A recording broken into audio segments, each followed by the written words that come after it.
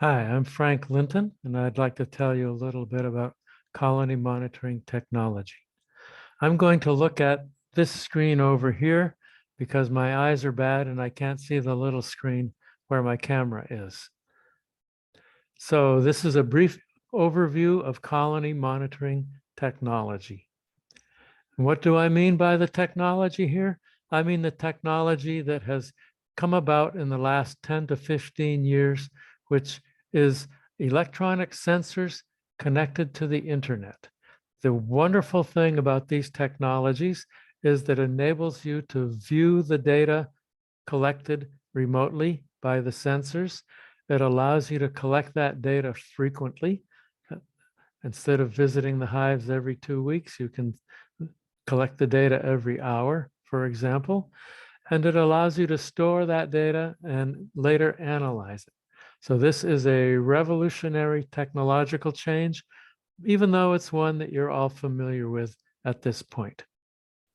Now, before there was technology being applied to beehives, people kept bees anyway, and people have been keeping bees for thousands of years without this technology. And what I want to say is that is still happening. You still need to inspect your colonies. The technology supplements periodic inspections. It doesn't remove the need for those inspections. But the technology does two very important things for you. One, the technology can give you early warnings of problems. And two, the colony monitoring technology can reduce the need for frequent inspections. If everything is looking good and you need to go on vacation and miss an inspection, you can probably get away with that. So I'm going to talk about four kinds of technology individually, but briefly, and then summarize all the rest and go on to the state of the art looking forward from here. Hive weights is the first one, hive temperatures, hive sounds, the hive landing board activity, and then everything else and the future. To start with colony weights, in the past, the only time beekeepers checked the weight of the colony was in the fall when they'd lift up the back of the colony and see if it was heavy and say, yep, there's enough honey in there to get through the winter. But now with a scale under the hive, like the scale in this picture here, then one of the most important things you can learn is when the colony stops losing weight in the spring and starts bringing in nectar and turning it into honey. And also when the colony stops bringing in nectar and starts consuming what they have stored. The start and stop of the nectar flow, two most important dates of the year for a beekeeper. And with those dates, you can also tell if before the colony is bringing in nectar, the colony doesn't weigh as much as it should, you know you need to feed them. And during the nectar flow, if the hive weight represents that the colony, that the hive is full, you know you can add another super so that to reduce the tendency to swarm and get all the honey that's being produced. Furthermore, when the colony is bringing in nectar, you can see how much nectar per day they're retrieving. And that kind of information allows you to compare the productivity of one colony to another and one apiary to another.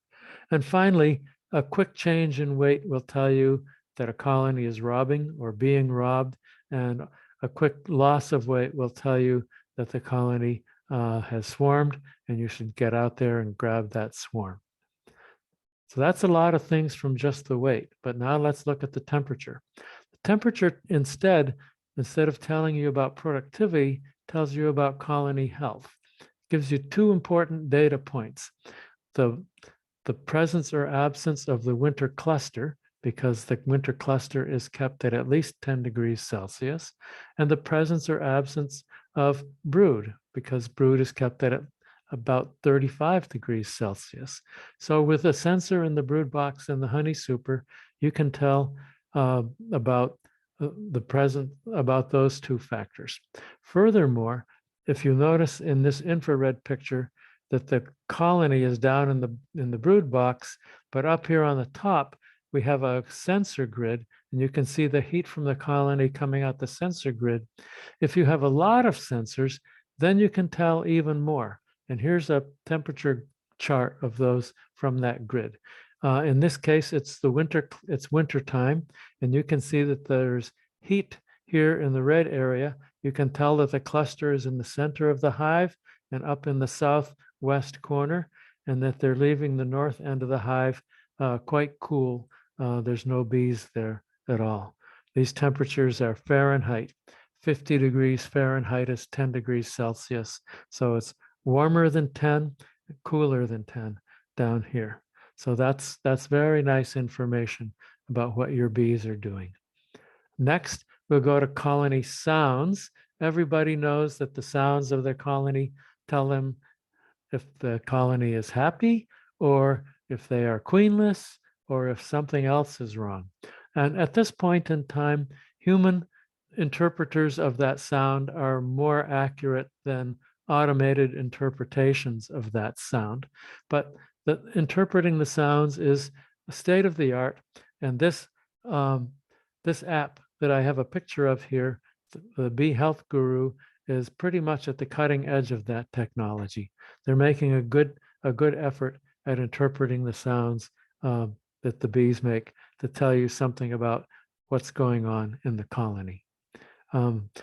Finally, on the individual topics here is the landing board activity.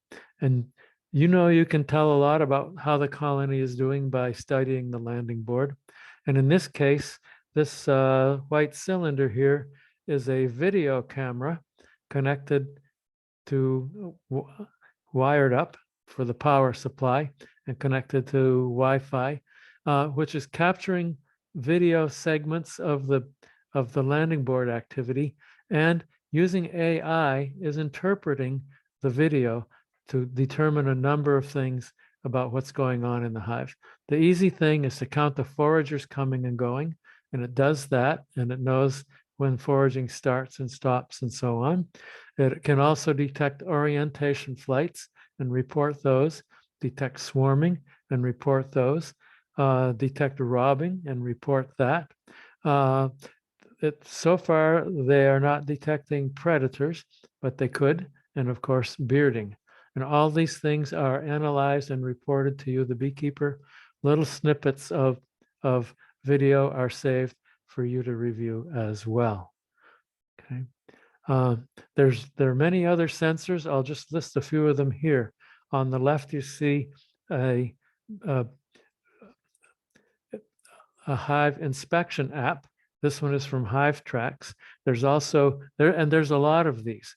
Okay, some are free and some are subscription.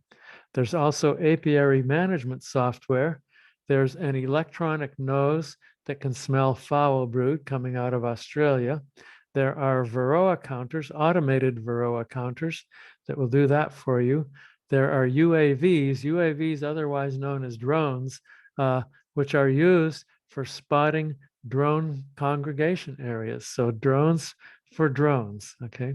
BXML is a standard that's being developed to exchange bee and beekeeping data so that the data can be aggregated and large-scale data analytics techniques can be used.